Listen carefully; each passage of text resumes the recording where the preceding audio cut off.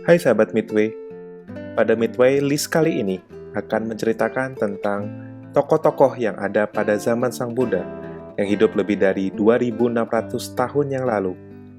Setiap tokoh memiliki kisah-kisah dan kehidupan yang menarik untuk kita simak dan pelajari. Pada kali ini, kita akan mendengarkan 5 kisah tragis dan memilukan dari tokoh-tokoh yang hidup pada zaman Sang Buddha. Siapa sajakah mereka? Penasaran? Yuk kita simak 5 cerita berikut. Cerita yang pertama, Cinca Manawika. Cinca adalah seorang perempuan yang pernah menfitnah Sang Buddha ketika sedang menjelaskan dhamma pada sekumpulan biku dan umat awam. Cinca berbuat seperti ini karena adanya rencana jahat dari petapa keyakinan lain yang pengikutnya beralih ke aliran ajaran agama Buddha.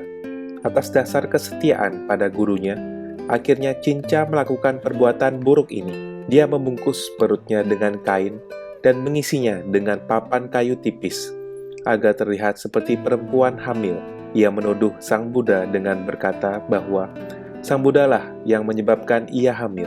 Pada saat itu juga, Saka, Raja para Dewa, mengetahui masalah ini, sehingga ia mengirim 4 orang dewa dalam bentuk tikus-tikus besar.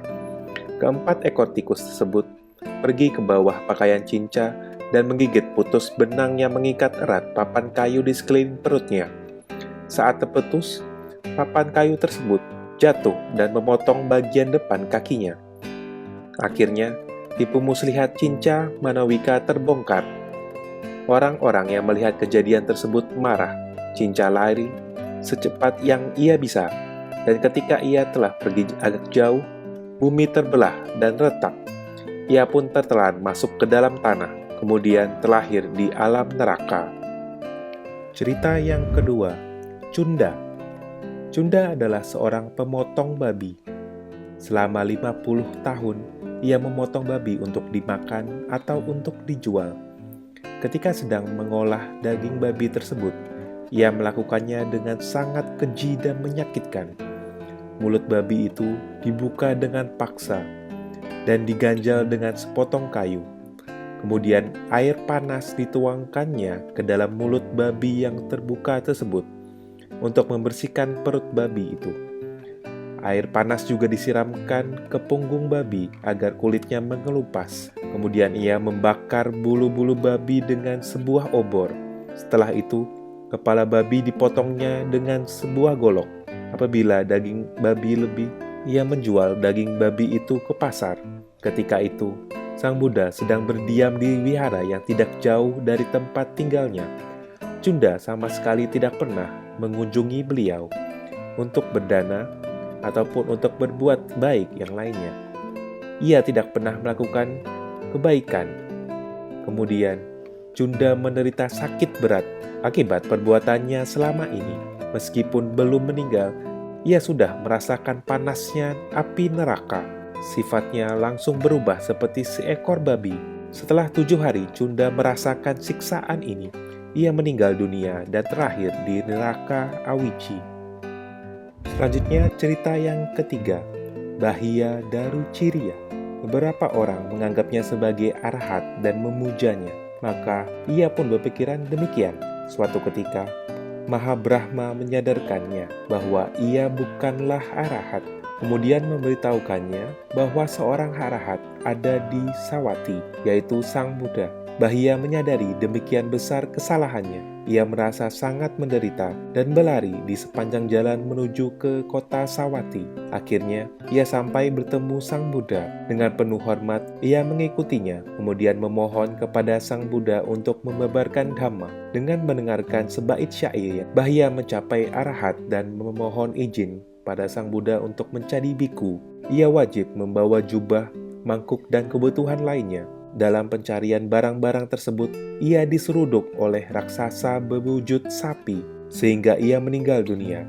Kematian yang tragis ini disebabkan oleh perbuatan yang pernah dilakukannya. Ia pernah merampok dan membunuh seorang wanita. Wanita tersebut akhirnya menyimpan dendam kepadanya dan lahir kembali sebagai raksasa itu. Untuk kisah selengkapnya tentang Bahia, sahabat Midway bisa cek langsung di artikel Dhammapada Atthakatha. Kisah Bahia Daruciriya di link medium Midway Buddhis Indonesia di bawah ini ya. Cerita keempat, Raja Bimbisara. Seperti yang kita ketahui pada Midway list sebelumnya, Raja Bimbisara adalah raja yang sangat berkuasa di kerajaan Magadha. Ia mempunyai seorang putra bernama Pangeran Ajata I. Sang pangeran yang dipengaruhi oleh Biku Dewadatta.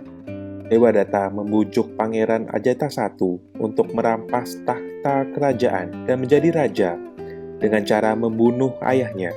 Raja Bimbisara yang mengetahui rencana jahat anaknya itu dengan sukarela menyerahkan tahta kerajaannya seperti yang diinginkan oleh anaknya. Tetapi Raja Ajata I tidak puas. Ia menangkap dan memasukkan ayahnya ke dalam penjara. Ia memerintahkan pengawalnya untuk tidak memberi makanan kepada ayahnya. Ia ingin agar ayahnya menderita sampai mati. Sang ibu berusaha membawakan makanan untuk Bimbisara. Setelah mengetahui apa yang dilakukan ibunya, ia melarang ibunya datang mengunjungi ayahnya. Bimbisara yang tidak lagi mempunyai makanan untuk mempertahankan hidupnya, terus berlatih meditasi berjalan. Setiap hari, ia selalu mengingat ajaran Sang Buddha dan berlatih meditasi dengan rajin. Akhirnya, ia mencapai Sotapanna. Batinnya tetap tenang dan bahagia. Setelah Ajata I mengetahui ayahnya selalu berlatih meditasi berjalan, ia mengirim tukang cukur untuk menyayat-nyayat telapak kaki ayahnya dan melumurinya dengan garam dan minyak, lalu dipanggang di atas bara api. Bimbisara yang sudah amat lemah itu tidak tahan lagi, sehingga ia meninggal dunia dikarenakan anak kandungnya sendiri. Cerita terakhir, kelima, Dewadatta. Ia telah banyak menyimpan iri dan dendam kepada Sang Buddha. Dewadatta merupakan sepupu Pangeran Siddhartha, serta juga saudara laki-laki istrinya, Putri Yasodhara. Dikatakan Dewadatta yang menyebabkan perpecahan dan mempengaruhi 500 orang biku beralih dari ajaran Buddha dan mengikutinya. Kisah dendam Dewadatta telah dimulai saat masih kanak-kanak, yaitu sejak ia memanah angsa, namun Pangeran Siddhartha menyelamatkan angsa tersebut. Dewadatta juga bertekad untuk membunuh Sang Buddha, agar ia dapat mengambil alih Sangha, dimulai dari mengirim dan menyuruh kelompok pembunuh bayaran, menjatuhkan batu dari atas bukit Gijakuta hingga melukai kaki Sang Buddha, serta melepas Nalagiri, seekor gajah besar yang sudah diberi obat agar mengamuk. Akhirnya Dewadatta mencoba memecah belah Sangha dengan mengajukan daftar aturan yang harus dijalankan semua biku dan bikuni. Setelah semua rencananya gagal, kemudian ia sakit parah. Saat menjelang ajalnya, ia bertobat dan menyadari segala kesalahannya, serta ingin menemui Sang Buddha sekali lagi.